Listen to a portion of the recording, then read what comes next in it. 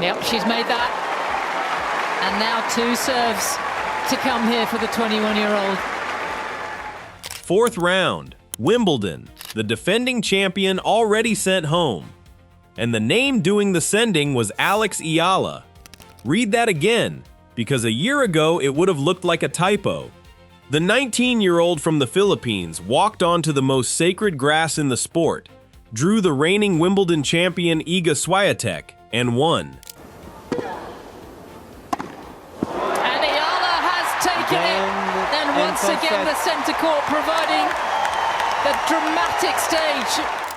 Then she kept going, all the way to the second week, into the round of 16, where only 16 players on the planet remained.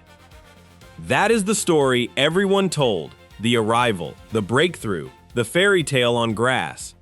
Here is the part almost nobody said out loud. Wimbledon may not have shown you the strongest version of Alex Eala. Hold that thought, because it sounds backwards.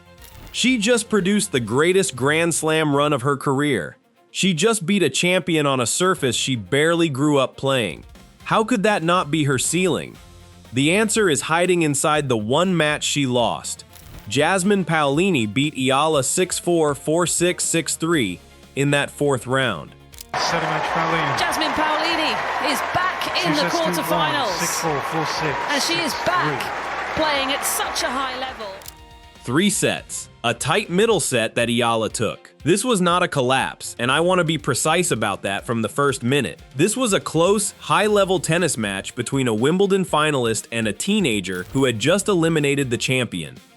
But that loss did something a win could never do. It handed us a blueprint. If you have been watching Eala since the junior circuit, since before the algorithm found her, subscribe and stand with the Filipino corner that saw this coming. You were not lucky. You were early. There is a difference, and this video is about proving it. Rewind to the surface itself. Grass is the oddest court in tennis. The ball stays low. It skids. It refuses to bounce up into the strike zone the way you expect. Timing becomes a guess. Footing becomes a negotiation. Even the best movers on tour slide, stutter, and improvise their last step. Grass rewards the server and punishes the perfectionist because there is no clean, repeatable bounce to build a swing around. Now hold that image next to how Alex Eala actually plays. Her forehand is a strike, not a rally ball. She wants to take it early, on the rise, and drive through it flat. She wants a predictable bounce she can trust, so she can commit to the swing before the ball even arrives. She stands close to the baseline on return, crowding her opponent's time. She is a left-hander, which means her natural angles pull right-handers into uncomfortable corners. Think about what left-handed geometry actually does. The serve that swings out wide in the deuce court drags a right-hander off the singles line. The forehand cross-court lands in a spot most opponents rarely practice, because most of their reps come against right-handers. Left-handers are rare, and rarity is its own weapon, but that weapon has a condition attached. It works best when the ball behaves the way she expects it to behave. Feed a lefty a clean, high, predictable bounce, and the angles open up. Feed her a low skid that dies at her feet, and the same angle becomes a scramble. Put those two things side by side, a game built on early timing and a flat, aggressive strike. And a surface that erases predictable timing and refuses to let the ball sit up. Grass did not give Eala her ideal conditions. Grass gave her a test, and she passed it anyway. That is the reframe. The milestone is not that she thrives on grass. The milestone is that she reached the fourth round of Wimbledon and beat the defending champion on the surface that fits her game the least. So what happens when the conditions actually agree with her? For that, look at how Paolini broke the patterns down. This is Exhibit A. Paolini is a Wimbledon finalist. She is one of the sharpest problem solvers on tour, and she did what elite players do. She read the wide serve. Eala's biggest left-handed weapon is the serve that swings out wide, dragging a right-hander off the court and opening the whole diagonal. Paolini started to anticipate it. She stopped reacting and started guessing correctly. She took that wide ball early and redirected the pace back down the line, and suddenly, Eala was the one scrambling across the court. recovering on a low, skidding bounce that never let her reset her feet. That is the grass tax. On grass, when your first weapon gets red, the surface will not give you a clean second ball to rebuild the point. It stays low. It hurries you. It turns your offense into defense in a single shot. Now here is Exhibit B, and it is the quiet one. Through all of that pressure, one part of Eala's game did not crack.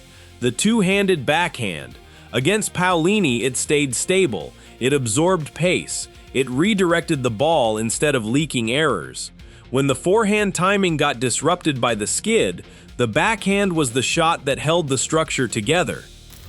Remember that, because a backhand that survives on grass becomes a genuine weapon on a truer bounce. Exhibit C is a match that happened before any of this. Eala has beaten Jasmine Paolini before. Not on grass. On an indoor hardcourt in Dubai. Same opponent. Different surface.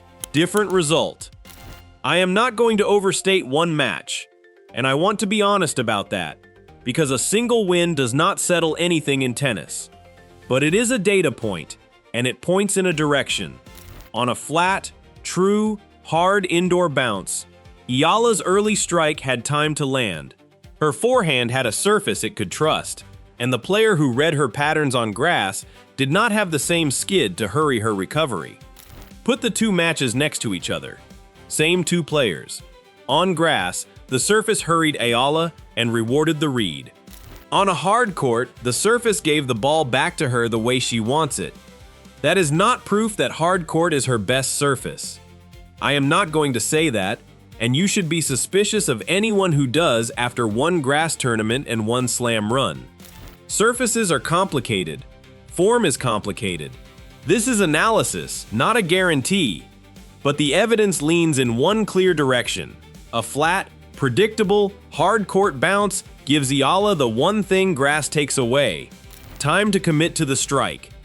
Zoom out for a second, because this is bigger than one player's swing path. The North American hardcourt swing is the loudest, fastest, most aggressive stretch of the tennis calendar. It builds toward the US Open. It is the season where early ball strikers and confident returners tend to do their best work, because the courts reward the player who takes time away rather than the player who waits. If there is a part of the year built for the way Eala plays, this is a strong candidate for it. And there is a country attached to this. Every time Eala steps on court, she is not carrying only her own ranking.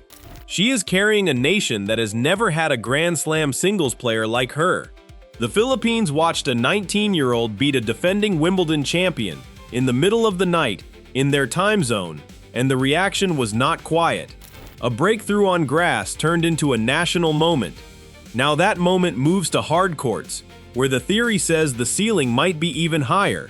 That is a lot of weight for a teenager to carry into a July tournament. It is also exactly the kind of stage that reveals who a player really is. And the honest counterweight matters here, so let me give doubt its moment. Surface does not fix everything. The area that troubled Eala against Paolini was not only the grass, it was serve consistency and the fine line every aggressive player walks between a winner and an error. A flatter, harder bounce helps her forehand. It does not automatically steady her serve, and it does not automatically manage the margins on those big first strikes.